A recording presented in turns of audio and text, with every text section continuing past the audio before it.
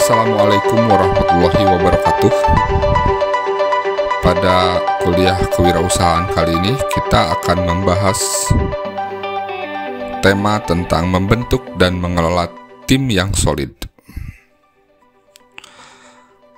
Ketika menjadi anggota suatu tim untuk pertama kalinya, tidak serta-merta tujuan-tujuan tim langsung bisa dieksekusi. Pada awalnya, para anggota tim harus mengenal satu sama lain, menentukan peran dan norma, membagi pekerjaan, dan mengklarifikasi tugas tim. Jadi, sebelum tim terbentuk, ada tingkat-tingkat yang berbeda di mana tim tersebut berkembang. Pada dasarnya, perkembangan tim tidak terjadi secara serampangan, tetapi berkembang melewati tahap-tahap yang pasti. Menurut Tuchman, tim yang sukses umumnya melalui 4 fase, yaitu pembentukan, founding, prahara, storming, penormaan, norming, dan pelaksanaan, performing. Kecepatan tim dalam melewati fase tersebut tidaklah sama, tetapi umumnya tim harus berjuang melewati tahap-tahap pengembangan tim yang mengacaukan, meskipun pada akhirnya akan dihasilkan tim yang berfungsi secara harmonis.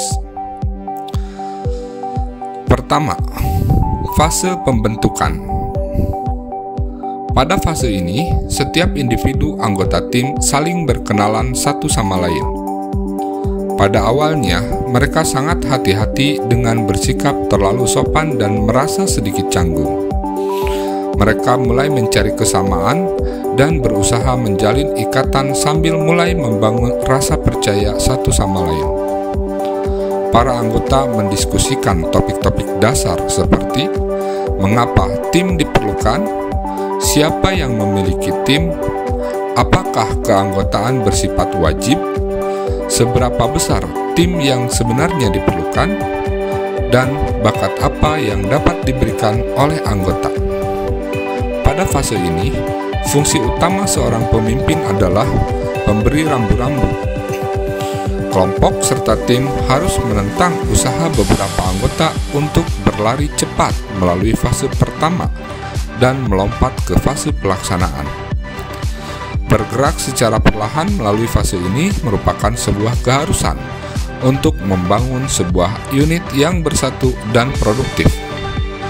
Pada fase tingkat pembentukan tim ini, pemimpin tim juga memiliki tugas memberi waktu bagi para anggota tim untuk mengenal satu sama lain, serta mendorong para anggota tim untuk terlibat dalam diskusi informal dan sosial. Fase yang kedua adalah fase prahara. Pada fase kedua ini, para anggota mulai mendefinisikan peran dan tanggung jawab mereka, menentukan bagaimana mencapai tujuan mereka, dan menetapkan aturan yang mengatur cara mereka berinteraksi. Sesuai dengan namanya, fase ini sering menghasilkan prahara, penuh dengan konflik antar anggota. Pada fase ini, seorang pemimpin harus bisa menengahi dan menetapkan batas-batas, mengendalikan kekacauan, serta memberi saran-saran. Disarankan, pemimpin tersebut harus berperan sebagai seorang pelatih, bukan sebagai seorang polisi. Bila anggota tim terdiri dari orang-orang yang memiliki kepribadian sangat berbeda, mereka mungkin membutuhkan waktu yang lama untuk melewati fase prahara ini. Bisa saja amarah meledak, jatah tidur mungkin berkurang, atau seorang pemimpin mungkin diganti. Akan tetapi, umumnya badai akan berlalu dan dihasilkan kelompok yang mulai bersatu. Menurut Duff, pada fase prahara ini, pemimpin harus mendorong partisipasi setiap anggota tim. Para anggota harus mengutarakan ide-ide mereka, tidak setuju dengan anggota yang lain, serta berusaha melewati ketidakpastian persepsi yang bertentangan mengenai tugas dan tujuan tim. Fase yang ketiga yaitu fase penormaan.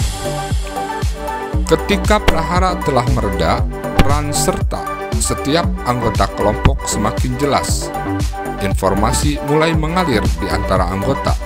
Pada fase ini, kelompok secara reguler memeriksa agendanya untuk mengingatkan diri mereka akan kemajuan dalam mencapai tujuan. Mereka mulai bersatu untuk mengejar agenda kelompok.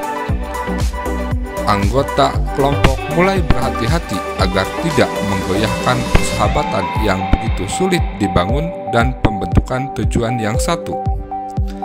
Kepemimpinan formal tidak diperlukan karena setiap anggota berfungsi sebagai pemimpin. Data atau informasi penting mengalir kepada seluruh kelompok. Mulai terjadi sharing informasi.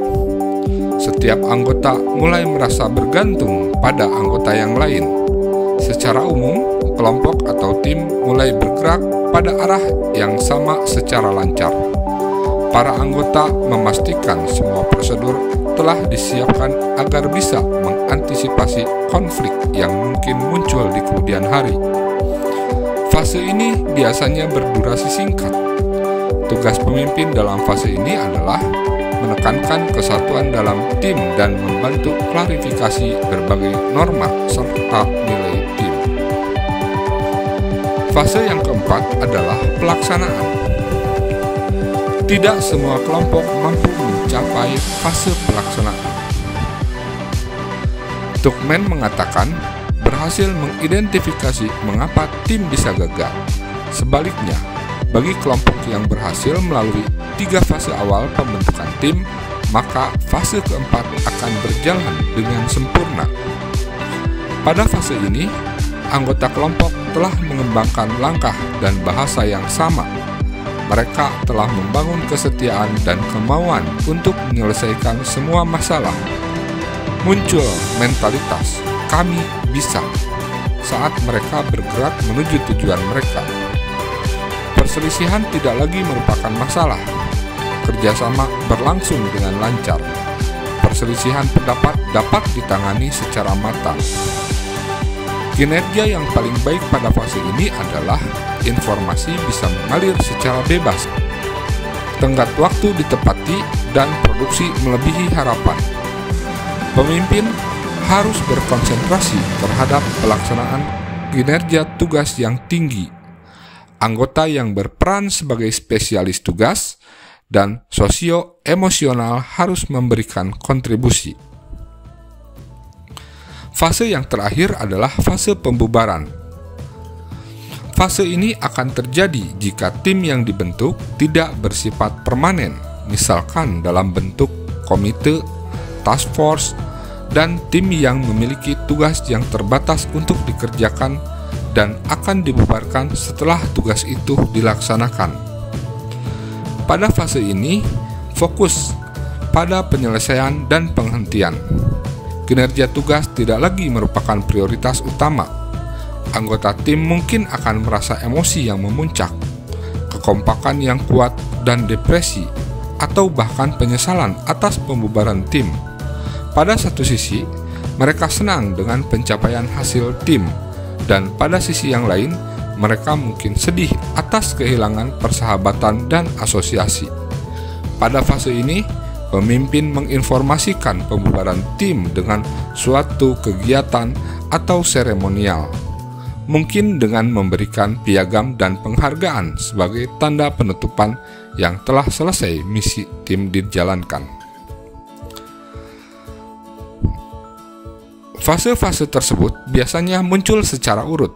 Untuk tim yang berada dalam tekanan waktu atau tim yang akan beroperasi dalam waktu yang singkat, maka 5 fase tersebut akan terjadi dalam waktu yang singkat. Alasan-alasan kegagalan tim. 1. Masalah. Tujuan yang membingungkan. Gejala. Orang-orang tidak tahu apa yang harus dikerjakan. Solusi. Jelaskan tujuan tim dan hasil yang diharapkan. Kebutuhan yang tidak sesuai. Orang-orang dengan agenda pribadi bekerja dengan tujuan yang berbeda.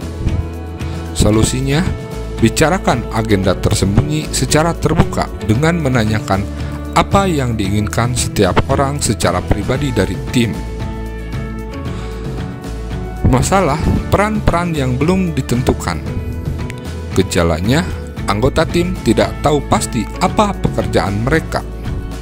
Solusinya, beritahu anggota tim apa yang diharapkan dari mereka. Masalah prosedur yang tidak berguna. Gejala, tim berada di dalam patokan sebuah buku pedoman yang tidak efektif. Solusinya, singkirkan buku tersebut dan buat prosedur yang masuk akal.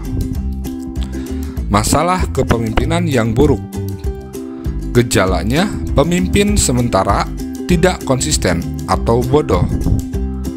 Solusinya, pemimpin harus belajar melayani tim dan menjaga visinya tetap hidup atau melepaskan perannya. Permasalahan budaya anti-tim.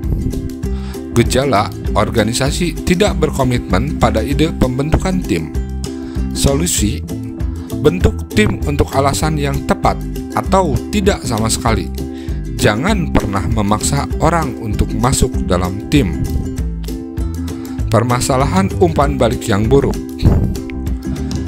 Gejalanya, kinerja tidak dapat diukur. Anggota tim meraba-raba dalam kegelapan. Solusinya, buatlah sistem di mana informasi yang berguna mengalir secara bebas dari semua anggota tim. Demikian, semoga bermanfaat. Terima kasih.